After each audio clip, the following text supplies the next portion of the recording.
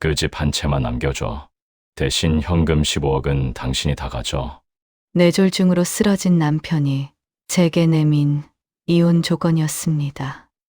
고작 3억도 안 되는 다 쓰러져가는 낡은 아파트 한 채만 본인 몫으로 남기고 평생 모은 알짜배기 재산을 전부 제게 넘기겠다는 거였죠. 거절할 이유가 없었습니다. 평생 돈 10원에 잔소리하며 제 숨통을 조이던 구두쇠 남편이 마지막으로 내미는 보상이라고 생각했으니까요. 무엇보다 간병에서 벗어날 수 있다는 사실이 좋았습니다. 그렇게 저는 자유와 15억을 시의 손에 넣었어요. 남은 인생은 장밋빛일 줄 알았죠. 명품을 휘두르고 최고급 여행을 다니며 보란 듯이 돈을 썼습니다. 유산을 탐내며 눈치를 주는 자식들의 견제도 콧방귀 한 번으로 흘려보냈습니다. 그런데 죽을 줄 알았던 남편이 기적처럼 일어나 다시 돌아왔습니다. 그것도 모자라 제가 버리고 나온 그 낡고 똥값이던 아파트가 하루아침에 40억짜리 황금알로 변해버렸습니다. 모든 걸 다 가졌다고 믿는 제게 찾아온 인생의 역습. 15억을 선택한 저와 낡은 집 한 채를 선택한 남편. 뒤바뀐 운명의 끝은 과연 무엇이었을까요?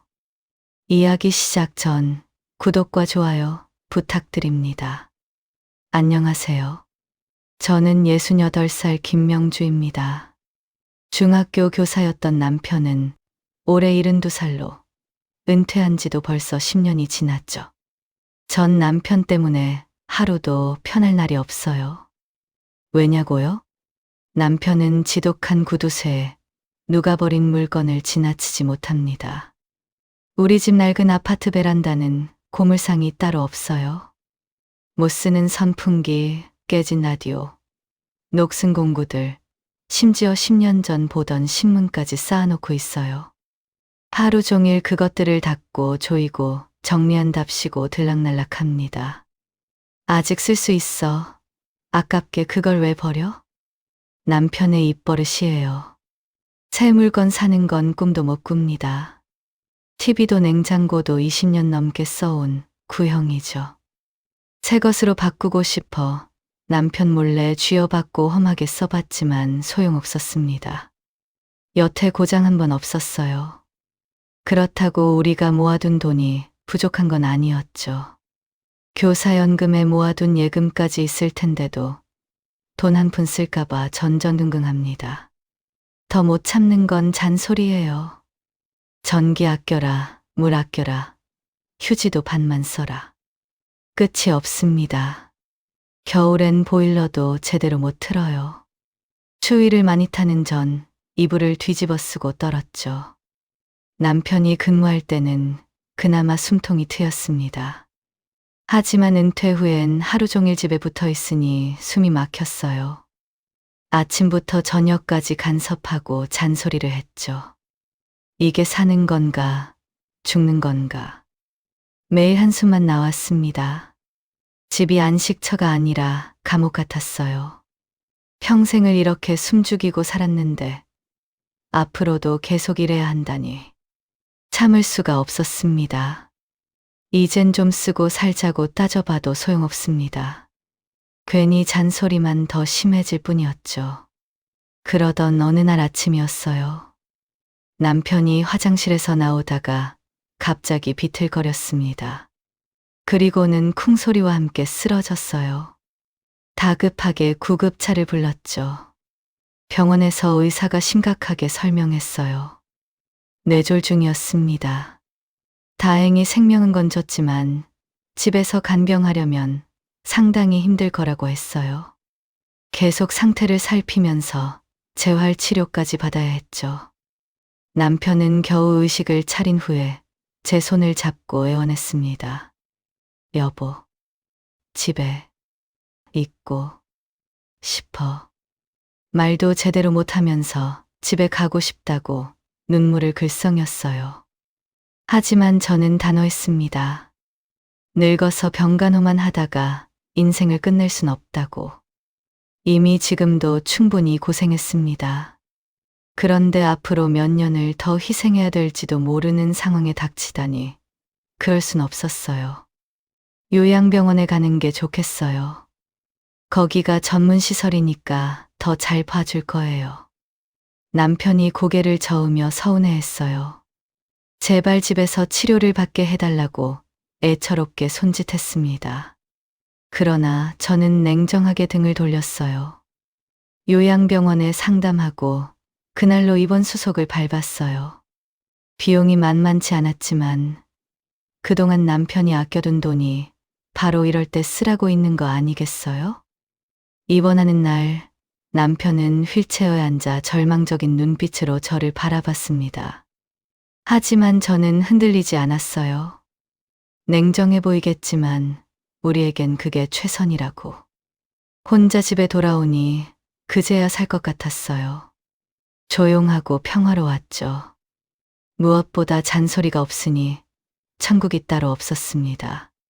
다음 날부터 전 대청소를 시작했어요. 베란다에 쌓인 고물들을 모조리 끌어냈습니다. 용달차를 불러 모두 쉬어보냈어요. 아이고, 이게 다 뭐예요? 가정집에 고물상을 차리셨네. 용달 기사님도 혀를 찼습니다. 저는 얼마나 답답했겠냐고 말했어요. 이제야 사람 사는 집 같다며 웃었죠. 남편이 아끼던 물건들을 버릴 때마다 속이 후련했어요. 오래 묵은 때를 벗겨내는 기분이었습니다. 그런데 집을 깨끗이 치워놓고 보니 또 다른 문제가 보였어요. 이 아파트 자체가 너무 낡고 우중충했습니다. 벽지는 누렇게 변했고 장판은 여기저기 들떠 있었어요. 이 집도 처분해야겠다. 당장 부동산에 연락해서 매물로 내놨습니다. 하지만 어림없었어요.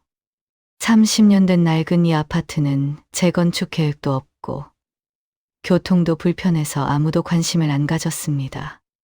게다가 안전검사 문제로 논란이 있어서 아는 사람들 중엔 사겠다는 사람이 없었죠. 한 달이 지나도 문에 전화 한 통 없었어요. 부동산에서는 가격을 한참 낮추면 모를까 팔긴 힘들 거라 했어요. 그렇게 팔기엔 손해가 너무 커서 망설여졌습니다. 전 제 가격을 못하는 아파트가 미웠어요. 남편은 집을 사도 어떻게 이런 아파트를 골랐을까요? 괜히 애꿎은 천장을 노려보고 툴툴거렸습니다. 그래도 뭐 언젠가는 팔리겠죠. 좋게 좋게 생각하기로 했어요. 남편을 요양병원에 보낸 지 2달이 지났어요. 간병인에게서 전화가 왔습니다. 남편이 저와 통화하고 싶어 한다고 했어요. 받기 싫었지만 무시할 수도 없어서 마지못해 받았습니다. 목소리는 많이 나아졌더군요. 발음도 제법 또렷했죠. 남편의 첫 마디는 겨우 우리 집이 잘 있냐고 묻는 말이었어요. 저는 심드렁하게 그럼 집이 어디 걸어갔겠냐고 잘 있다며 대답했죠. 팔리지도 않는 이런 낡은 집 걱정을 왜 하는지 모를 일이었습니다. 답답해서 전화를 끊으려고 하는데 남편이 물었어요. 아파트를 왜 내놓았냐고 절대로 팔지 말라고 말했습니다. 전 싫다고 대답했어요. 당신 병원비에 보태려면 어쩔 수 없다면서요. 그리고 집이 너무 낡았다고 투덜댔습니다.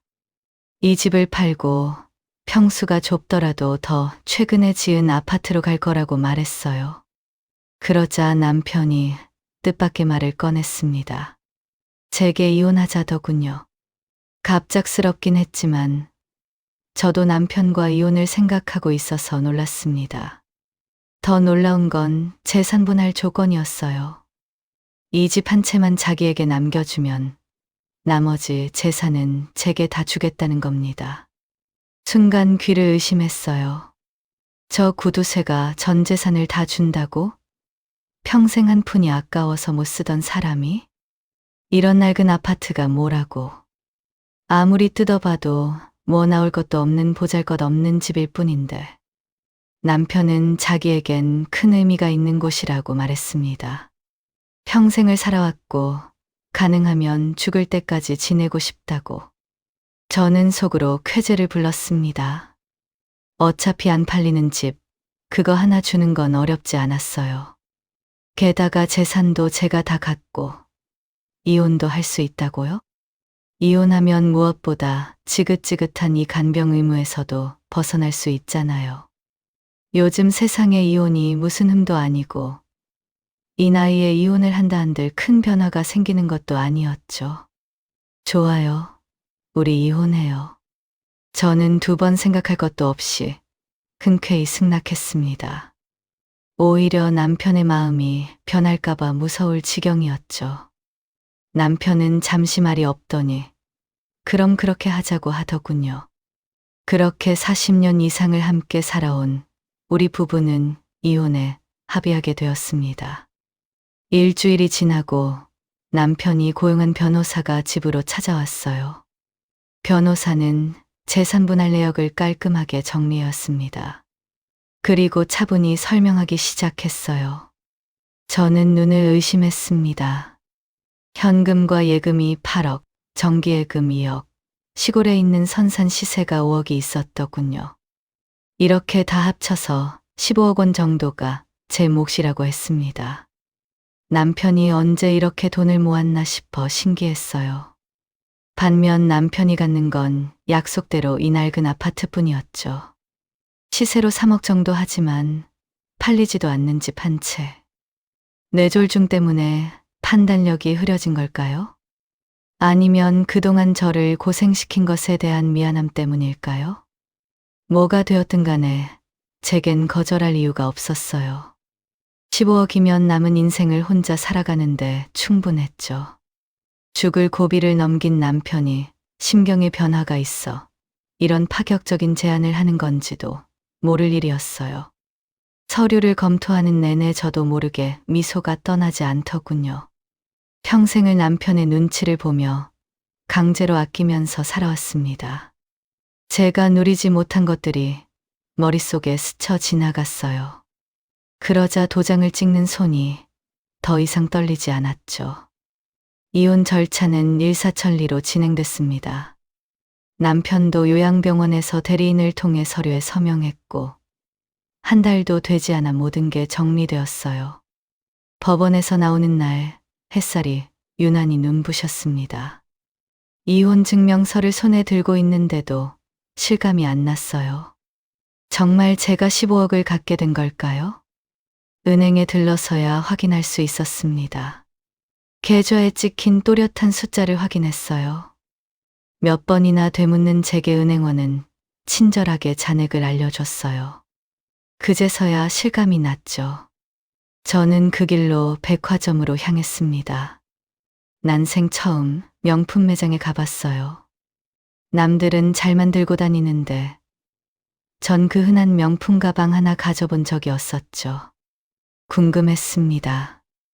왜 명품 가방을 갖고 싶어 하는지, 뭐가 비싸고 좋은 건지 다 물어봤어요. 직원이 공손한 태도로 하나하나 가리키며 설명을 늘어놓았습니다.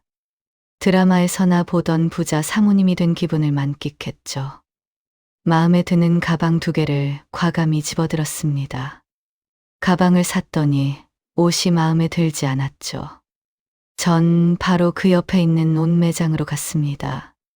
정신없이 옷을 골라 입어보았어요. 직원들이 옷이 아주 잘 어울린다고 하는 말이 그냥 입에 발린 소리는 아니었죠. 평소 전 옷태가 좋다고 들어왔습니다. 확실히 명품을 걸치니 다르더군요. 저만을 위해 쉴 새 없이 굽실대는 직원들의 응대도 나쁘지 않았죠. 저녁에는 백화점의 최상층 레스토랑에서 점심을 먹었어요. 코스 요리를 주문했는데 하나하나가 예술품 같았습니다. 와인도 한 잔 곁들였어요. 하루아침에 벼락부자가 된 기분이었습니다. 그동안 남편을 따라 궁상 떨었지만 저는 원래 이런 사람이었어요. 고작 하루 동안 원하는 대로 돈을 썼을 뿐인데 이렇게 만족스러울 줄 누가 알았겠어요? 새삼 요양병원에 혼자 남겨진 남편이 불쌍하게 느껴졌습니다. 평생 모은 돈으로 이런 호사 한 번 못 누리고 결국은 남 좋은 일만 시킨 격이 되었죠. 매달 병원비를 낼 수나 있을지 모르겠습니다. 이젠 남남이니 뭐 상관없었어요. 그러길래 누가 그렇게 궁상을 떨며 살라고 시켰나? 어느 날 아침 초인종이 울렸습니다. 문을 열자 큰아들과 작은아들이 서 있었어요. 1년 넘게 얼굴 한 번 비친 적 없더니 두 자식들이 갑자기 눈앞에 나타났죠. 새로 이사 온 아파트 주소는 어떻게 알았는지 손에 이사 선물을 바리바리 사들고서 아들들은 거실에 앉자마자 본론을 꺼냈습니다.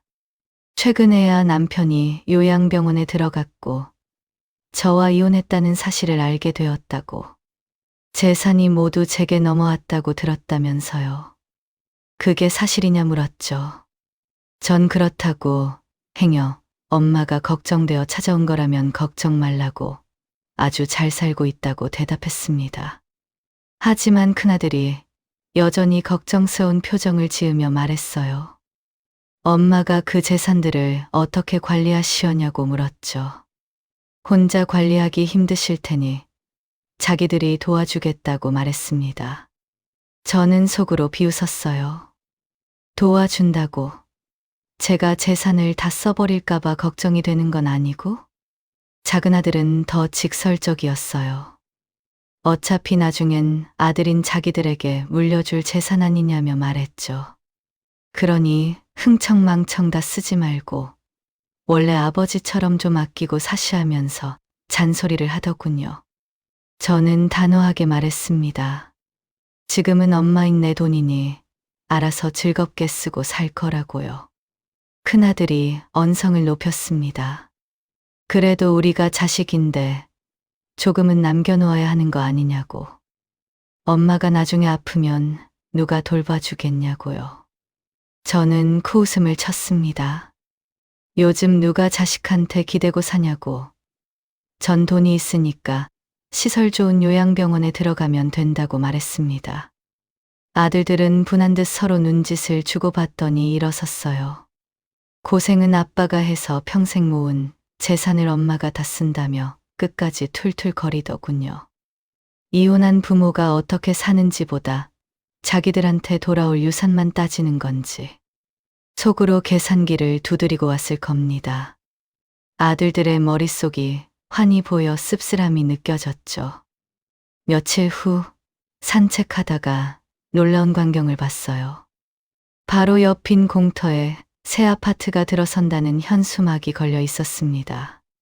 그것도 유명 브랜드 건설사가 짓는 최신식 아파트였어요. 조감도를 보니 정말 근사했습니다. 넓은 평수, 고급 인테리어, 최신 기술을 이용한 편리한 환경, 다양한 문화시설. 저기서 살면 얼마나 좋을까? 지금 이사 온 곳도 물론 좋았지만 최신식 새 아파트는 아니었죠. 분양 사무실에 찾아갔더니 경쟁이 치열할 거라고 했습니다. 게다가 다주택자는 청약 점수가 불리하다고요. 고민하다가 묘안이 떠올랐어요. 큰 며느리를 이용하는 거였습니다. 며느리를 불러 카페에서 만났어요. 커피를 사주며 안부를 묻다가 슬쩍 본론을 꺼냈습니다. 새 아파트를 분양받고 싶은데 며느리 명의로 분양을 받으면 어떻겠냐고 물었어요. 며느리가 당황하는 게 보였습니다. 하지만 저는 포기하지 않았어요. 돈은 모두 내줄 테니 걱정하지 말라고. 나중에 전매 제한이 풀리면 바로 저와 계약하고 넘기면 된다고 말했죠. 수고비를 챙겨줄 테니 큰아들에겐 말하지 말라고 했습니다. 결국 며느리가 고개를 끄덕였습니다. 우린 각각 청약 접수를 하고 결과를 기다렸어요. 워낙 경쟁률이 높아서 둘 다 떨어질 거라고 생각하고 큰 기대는 하지 않았죠. 어머니, 저 당첨됐어요. 며느리의 전화를 받고 소리를 질렀어요. 정말 운이 좋았습니다. 분양 사무실에 가서 계약금을 치렀어요. 제 돈으로 냈지만 서류상으로는 며느리 이름의 아파트였죠. 집에 돌아와서도 기분이 좋아서 혼자 춤을 췄습니다. 2년이 지나면 저도 드디어 진짜 새 아파트에서 살 수 있게 되었어요. 그 후 몇 개월이 지났습니다. 며느리에게 전화해서 분양권을 언제 넘겨줄 거냐고 물었어요. 아직은 전매 제한 기간이라 안 된다고 말했죠. 그건 저도 알고 있었어요. 하지만 뭔가 며느리의 태도가 이상했습니다. 예전처럼 친절한 목소리도 아니고 전화도 피하는 느낌이었죠. 다시 만나자고 했더니 아니나 다를까 큰아들이 나왔어요. 아파트를 사는데 왜 자기한테 비밀로 하자고 했냐면서요. 어차피 엄마 돈이 우리 돈이나 다름없는데 왜 아들을 속이냐면서요. 내 돈이 왜 내 돈이야? 그 말에 화결이 올랐지만 참았어요. 지금 싸우면 아파트를 영영 못 찾을 수도 있으니까요. 생각할수록 새 아파트는 마음에 들었습니다. 층수도 아파트 위치도 딱이었어요. 여기 이상 괜찮은 곳을 찾을 수도 없었고, 다시 분양에 당첨된다는 보장도 없었죠. 아들은 증여세니 양도세니 잘 따져보고 사야 된다며 저를 닥달했어요. 괜히 다운계약서니 불법 양도니 자기들도 곤란하다며 일단 분양권을 넘기란 식이었죠. 집에 와서 생각할수록 불안했습니다. 혹시 아들과 며느리가 마음이 바뀌어서 아파트를 그냥 산다고 하면 어쩌지? 둘 다 그 아파트를 탐내는 눈치였는데 괜히 세금을 아껴보려다가 더 골치 아프게 생겼습니다. 그러면서 불쾌해지더군요. 돈이 있으니 별의별 일이 다 생기는구나 싶었습니다. 자식들이나 저나 죄다 같았죠. 겉으로만 서로를 위하는 척, 속으로는 동동거리면서 자기 이익만 계산하고 앉았으니까 말이에요. 어느 날 아침 작은아들에게서 전화가 왔습니다. 남편이 요양병원에서 퇴원하셨다는 거예요. 그것도 기적적으로 건강을 회복해서 집으로 돌아갔다고 했죠. 저는 귀를 의심했습니다. 뇌졸중으로 쓰러져서 말도 제대로 못했던 사람이 벌써 퇴원했다고요? 아들 말로는 의사들도 놀랄 정도로 회복이 빨랐대요. 매달 요양병원에 몇백씩 돈을 퍼주는 게 싫었나 보지. 남편이라면 충분히 그런 이유로 더 열심히 재활치료에 임했을 겁니다. 지금은 거의 정상 수준이라고, 이런 체력이면 100살도 문제없다고 했어요. 그리고는 남편이 저를 보고 싶어 한다며 한 번쯤 인사라도 오라고 했죠. 저는 단칼에 거절했습니다. 우리는 이미 이혼했고 이제 남남이라고. 볼 일도 없고 만날 이유도 없다고 딱 잘라 말했어요. 사실 속마음은 달랐습니다. 혹시나 줬던 돈을 다시 내놓으라고 할까 봐 무서웠거든요. 남편이 건강을 되찾았으니 정신도 멀쩡해졌을 테고, 그럼 지금쯤 후회하고 있을지도 몰라요. 절대 안 만나. 만나서 뭘 다시 내놓으라고 하려고? 며칠 후 친구 정희를 만났어요. 정희는 작년에 남편과 사별하고 보험금을 받았죠. 요즘 어떻게 지내냐고 물으니 외제차를 샀다고 말하더군요. 차를 몰고 가보고 싶었던 곳을 맘껏 다닐 수 있으니 참 편하다면서 말이죠. 제게도 한 대 사보라고 부추겼습니다. 아는 딜러가 있다면서요. 솔직히 부러웠죠. 저라고 15억이나 있는데 차 한 대 못 사겠어요? 다만 면허가 없었을 뿐입니다. 평생 남편이 운전하는 고물차를 타고 다녔죠. 그것도 기름 아깝다고 정말 멀리 갈 때나 무거운 짐이 있어야만 탔어요. 정희는 망설이던 저를 자신의 차에 태워 매장에 데려왔습니다. 번쩍이는 차들을 보니 가슴이 뛰었어요. 직원이 다가와서 어떤 차를 찾으시냐고 물었습니다. 저는 제가 타기 적당한 걸로 보여달라고 했어요. 그리고 그 자리에서 8천만 원짜리 외제차를 덜컥 계약했어요. 친구가 소개시켜준 자동차 운전학원에 등록도 했습니다. 68살에 운전을 배운다니 쉽지 않았어요. 강사가 하는 말을 이해하기도 힘들었고 손발이 따로 놀았습니다. 브레이크니 엑셀이니 뭐가 그리 복잡한지, 주의해야 할 점은 왜 그리 많은지. 그래도 시간을 들이고 돈을 쓰니 차츰 운전 솜씨가 좋아졌어요. 겨우겨우 운전면허증을 땄습니다. 차를 인수받던 날 신이 나서 혼자 운전하고 싶었어요. 전 집 근처 공터에서 연습하기로 했죠. 천천히 돌고 있었는데 갑자기 브레이크와 엑셀을 헷갈렸습니다. 차가 앞으로 확 튀어나가더니 쿵소리를 내며 가로수를 정면으로 들이받았어요. 에어백이 터지고 정신이 아찔했습니다. 순간 허리에 심한 통증이 왔어요. 병원에 실려가서 검사를 받으니 일시적인 디스크 증세라고 했습니다. 8천만 원짜리 외제차는 앞부분이 완전히 찌그러졌어요. 수리비만 2천만 원이 나왔죠. 차는 결국 수리에 맡겨졌고 저는 집에서 허리 치료를 받아야 했습니다. 누가 운전하는 차니깐 탈만했지. 다 늙어 무슨 운전이야. 저는 수리가 끝나면 다신 운전을 하고 싶지 않았어요. 하지만 그럼 다시 차를 팔아야 하니 속이 쓰렸어요. 결국 이러지도 못하고 저러지도 못하고 차는 주차장에 모셔두게 되었죠. 며칠이 지나고 며느리에게서 전화가 왔어요. 곧 분양받은 아파트에 중도금을 내야 한다고 말했습니다. 저는 직접 만나서 주겠다고 했어요. 돈을 보내는 김에 분양권 이전 얘기도 하고 싶다고 말했죠. 며느리와 아들을 만났습니다. 중도금을 이체해 주기 전에 물었어요. 언제쯤 제 이름으로 바꿀 수 있냐고.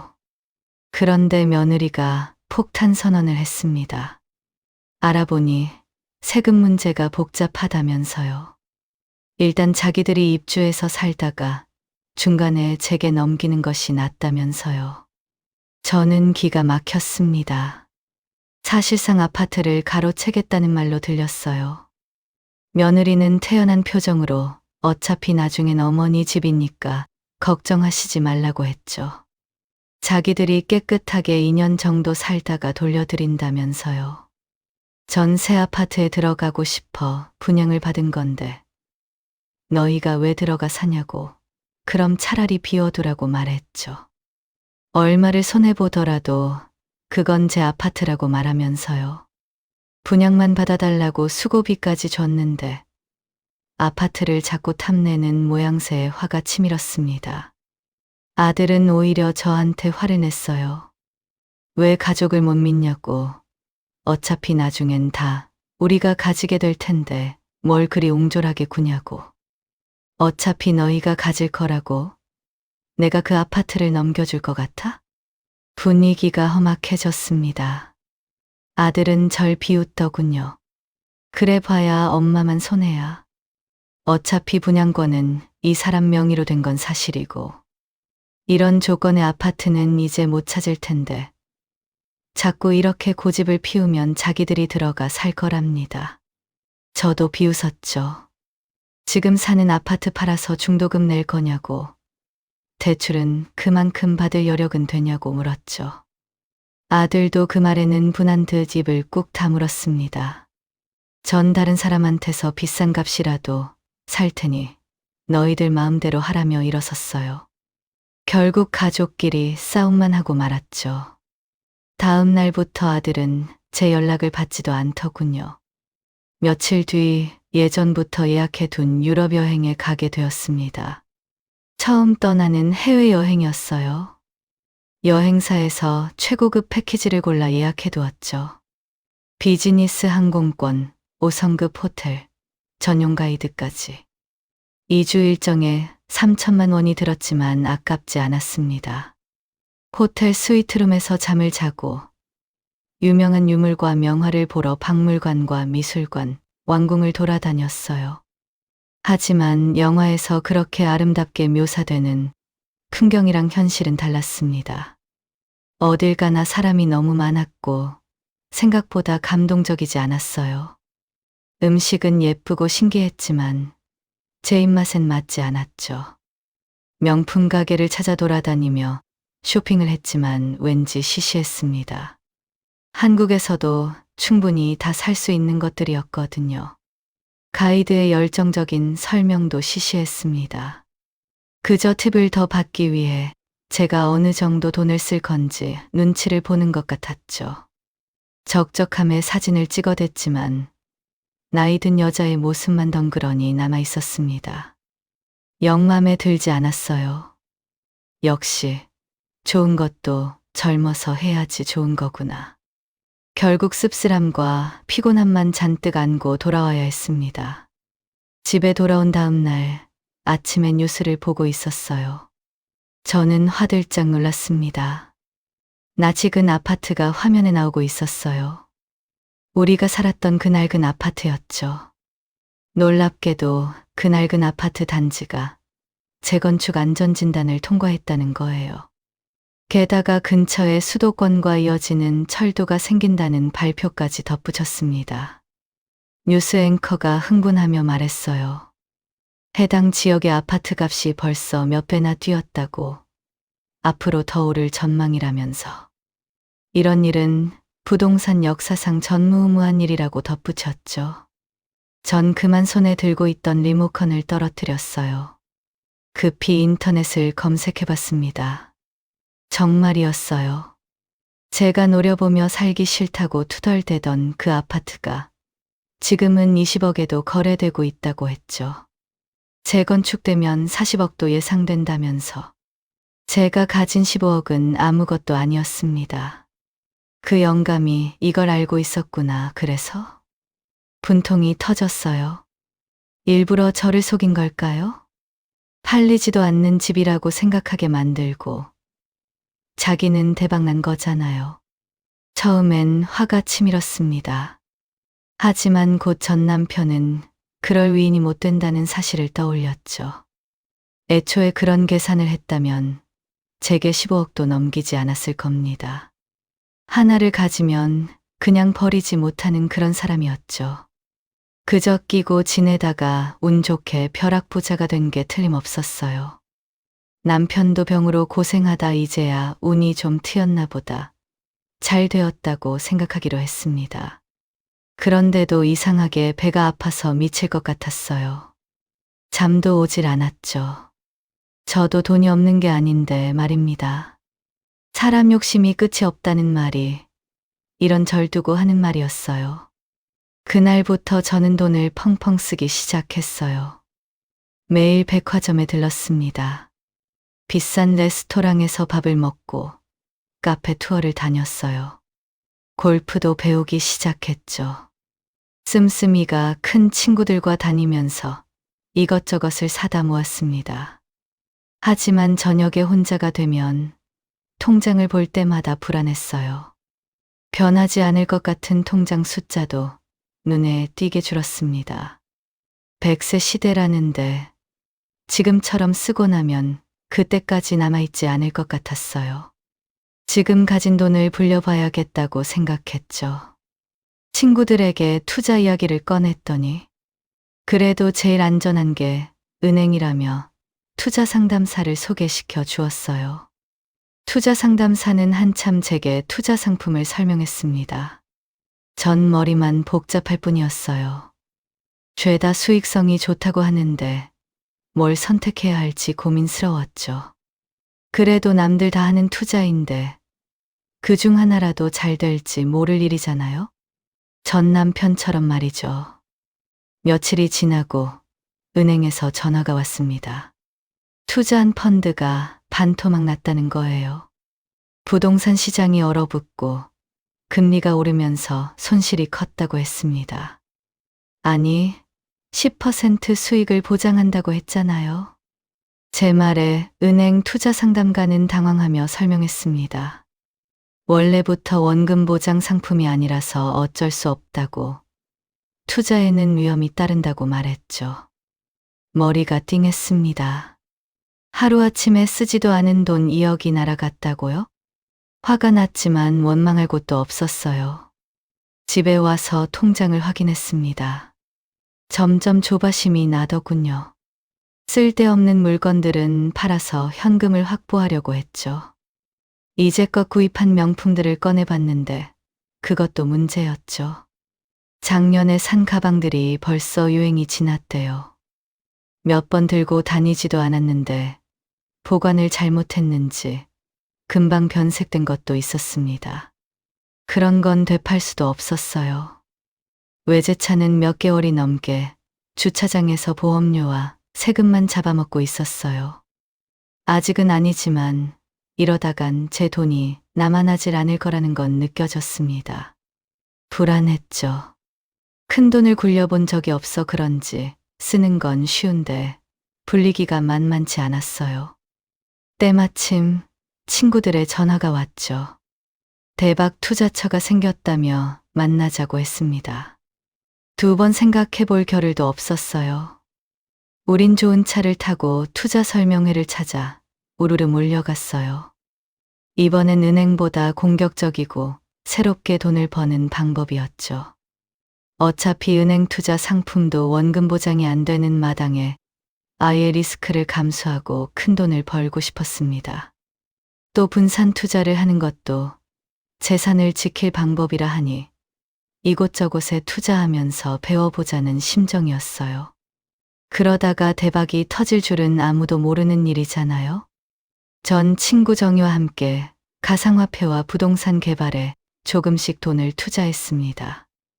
만족스러운 수익률을 기대하면서요.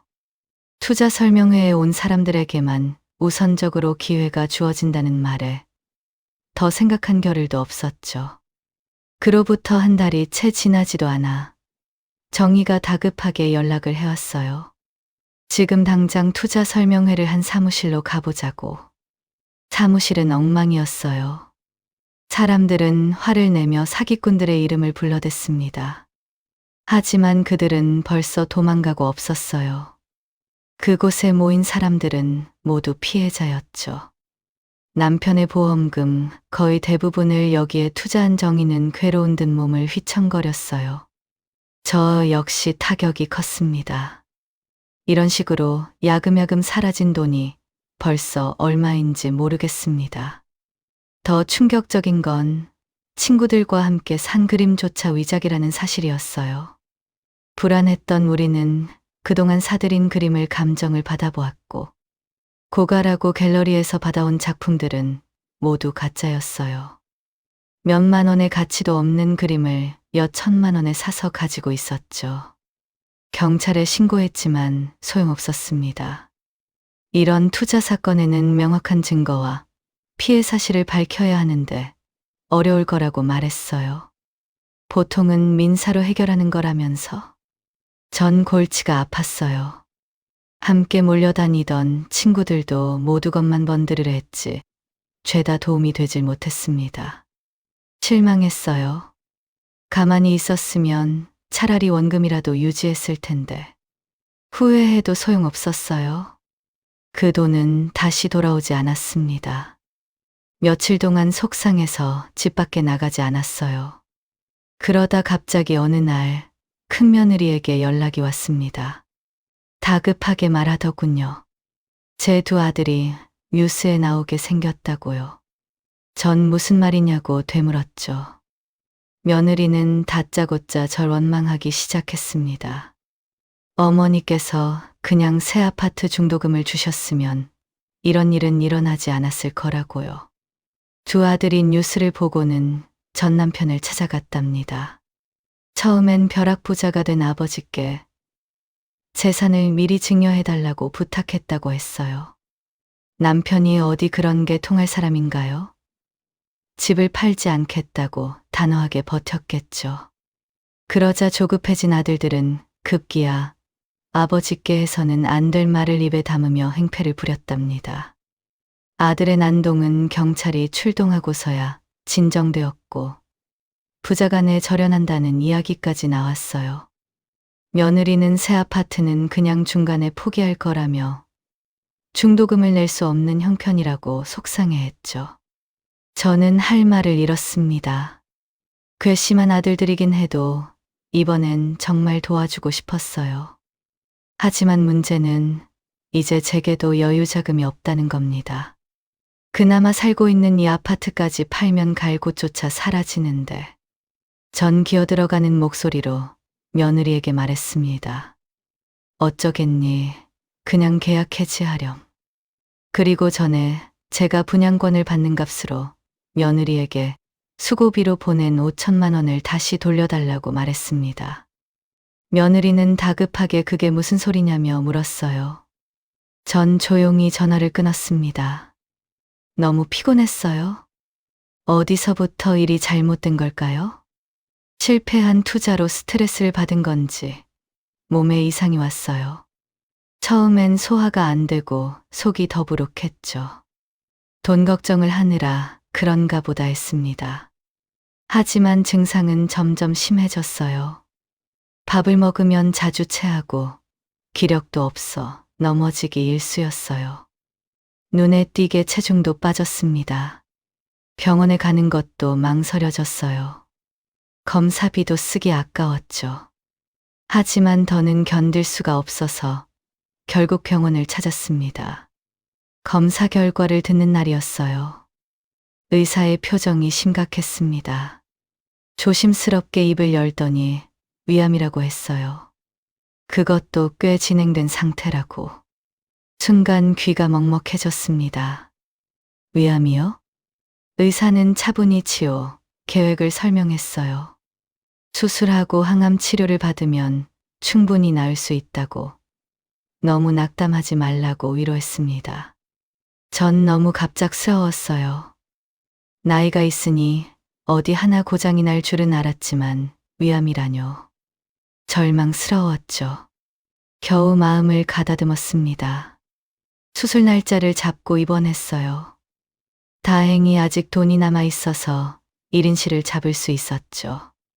수술은 성공적이었지만 항암 치료가 시작되면서 지옥이 펼쳐졌습니다.